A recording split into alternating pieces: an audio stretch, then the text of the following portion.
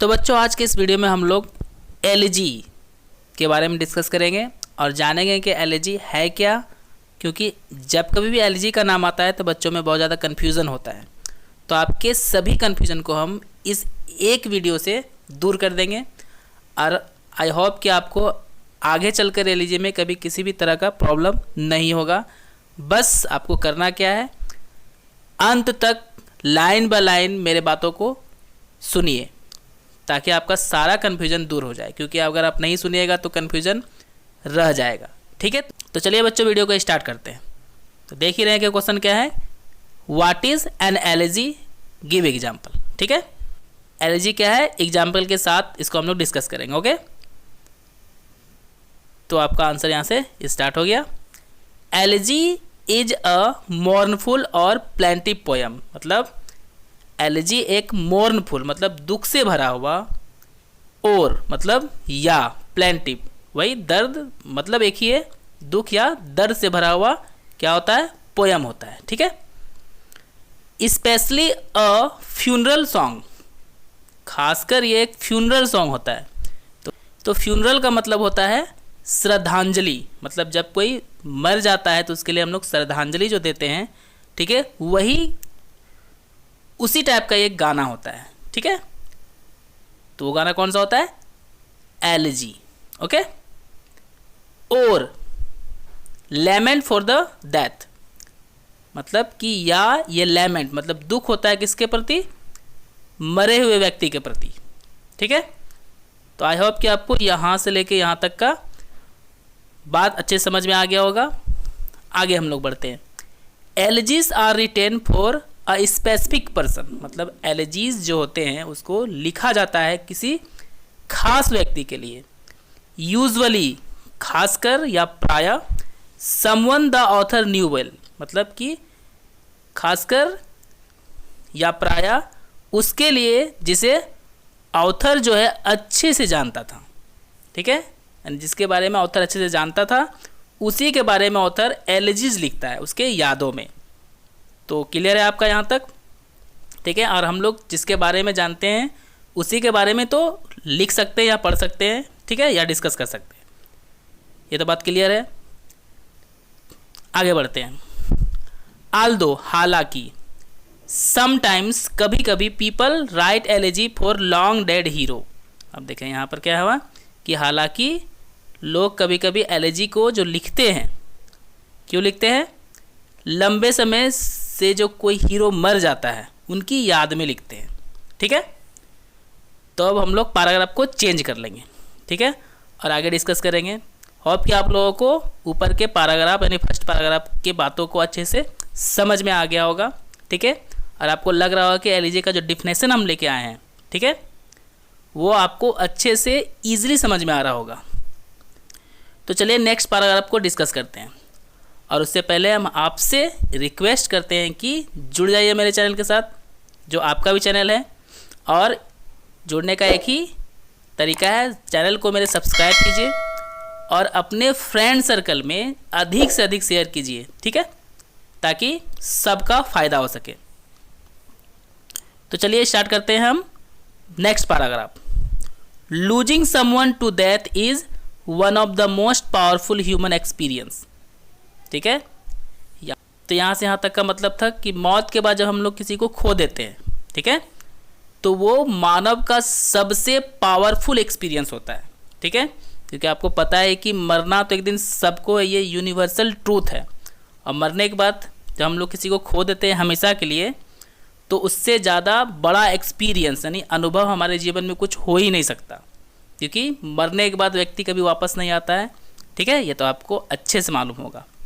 तो वही हम लोगों का सबसे पावरफुल एक्सपीरियंस होता है कि हम लोग किसी को खो देते हैं। ठीक है, we all go through this at one time. देखो कितना प्यारा सा लाइन है यहाँ पे कि हम सभी एक ना एक समय इस एक्सपीरियंस से ज़रूर गुजरेंगे, मतलब कि कोई ना कोई तो हमारे आसपास में, हमारे घर में ज़रूर क्या होते हैं, डेथ होते हैं, और हम लोग इसको ज़रूर अनुभव करते हैं, और एक दिन हमको भी मरना है। ठीक है, हम सभी को मरना है।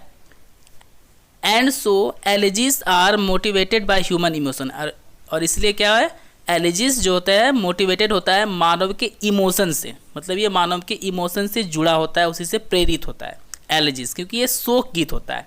ठीक है, एक सैड सॉन्ग की तरह, और एक फ्यूनरल सॉन्ग भी हम लोग जान ही रहे हैं, आगे हम लोग डिस्कस कर चुके हैं। तो यहाँ तक आई होप कि आपको समझ में आ गया होगा अच्छे से। ठीक है, और मुझे नहीं लगता कि इस वीडियो के बाद आपको एलर्जी के लिए किसी और वीडियो को सर्च करना पड़ेगा यूट्यूब पे। ओके, नेक्स्ट देखते हैं हम लोग। When we lose a loved one, मतलब कि जब हम लोग खो देते हैं जिससे हम लोग प्यार करते हैं, we can write down our emotions, तो हम लोग अपने इमोशन को लिखते हैं। ठीक है, कब लिखते हैं? जब हम लोग जिससे प्यार करते हैं उसको खो देते हैं तो अपने इमोशंस को हम लोग लिख देते हैं। दैट इज आल्सो एलर्जी, वो भी एक एलर्जी ही होता है, क्योंकि खोने के बाद जब हम लोग कुछ लिखते हैं तो उसके बारे में सिर्फ दुख भरी बातों को ही लिखते हैं कि जिसको हम लोग प्यार करते थे उसको खो दिए, तो वो भी एक टाइप का एलर्जी ही होता है। ओके, होप कि आपको वीडियो अच्छे से समझ में आ रहा होगा। अगर नहीं समझ में आ रहा होगा तो आप हमको कमेंट कीजिए, हम इसको और भी ईजी तरीके से समझा सकते हैं, और नहीं तो वीडियो को 2-3 बार रिपीट कर लीजिए। ठीक है, मुझे नहीं लगता कि रिपीट करने के बाद आपको कोई भी प्रॉब्लम होगा एलर्जी में। आगे देखते हैं। There are many examples of elegy in literature, मतलब लिटरेचर में बहुत सारे एलर्जी का एग्जाम्पल है। तो पहला एग्जाम्पल हम लोग देखते हैं। ठीक है, तो बच्चों आप लोग जब भी एग्जाम में एग्जाम्पल लिखिएगा तो देखिए जिस तरह हम बीच में देखिए एकदम सेंटर में लिखे, देखिए रहे आप लोग सेंटर में एग्जाम्पल को लिखे, और इन्वर्टेड कोमा तो मिस मत कीजिएगा। ठीक है, पढ़ते हैं इसको हम लोग। Now he is scattered among 100 cities, मतलब कि अब वह बिखर गया है, ठीक है, सैकड़ों शहरों के बीच में। The words of a dead man are modified in the guts of the living, मतलब कि मरे हुए व्यक्ति का जो शब्द है, मतलब कि जो व्यक्ति अपने शब्द को बोलकर मर गया, ठीक है, आज वो जिंदे व्यक्तियों के जीवन को मॉडिफाइड कर रहा है, मतलब बदल रहा है उनके शब्द। ठीक है, कितना प्यारा लाइन है। अब देखिए ये लिखा कौन है, किसके लिए लिखा है। ठीक है, ये तो एग्जाम्पल था, अब इसको देखते हैं किसके लिए लिखा गया। This is one of Auden's most famous poems. अब देखिए ये ऑडेन्स, ठीक है, WH ऑडेन जो थे वो उनका ये मोस्ट फेमस पोएम है, written after the passing of his friend, जो उन्होंने लिखा था अपने दोस्त के गुजरने के बाद। एंड फेलो पोएट, और जो उनके दोस्त थे वो उनके फेलो पोएट, मतलब कि दोस्त थे जो साथ में कविताएं लिखा भी करते थे, जिनका नाम क्या था, WB इट्स। तो देख ही रहे हैं कि WB इट्स के मरने के बाद, ठीक है, WH ऑर्डर ने ये एलर्जी लिखा था। ठीक है, और ये एलर्जी का ही लाइन था जो WB इट्स के यादों में लिखा गया था। तो देख ही रहे हैं कि हम लोग यानी लव्ड वन, यही हो गया एक तरह से कि WH ऑर्डन जो थे WB इट्स को बहुत ज़्यादा मानते थे, और उनके गुजरने के बाद उन्होंने एलर्जी लिखा। ठीक है, होप कि आपको समझ में आ गया कि एलर्जी अब है क्या। एक और एग्जाम्पल देख लेते हैं हम लोग। O captain my captain our fearful trip is done, यहाँ भी आप लोग देख रहे हैं कि हम इसको एकदम सेंटर में लिखे हैं, और इन्वर्टेड कोमा देख रहे हैं आप लोग, नोट करते जाइएगा।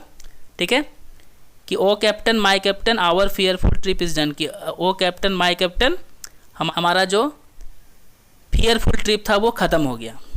तब यहाँ किसके लिए है, हेयर वाल्ट विटमैन, देखिए यहाँ पे वाल्ट विटमैन जो पोएट थे, memorises Abraham Lincoln after his assassinated, वह अब्राहम लिंकन को याद कर रहे हैं उनके हत्या के बाद, मतलब अब्राहम लिंकन जो थे उनकी जब हत्या हो गई तो उनकी याद में वाल्ट विटमैन ये एलर्जी लिखे हैं। उसका बस दो लाइन हम यहाँ पर लिखे हैं, ये इसका और भी लाइन है, लेकिन कोई दिक्कत नहीं, आपको इतना ही लिखना है, कोई टेंशन नहीं रहना है, इतना से आपको मिल जाएगा मार्क्स। ठीक है,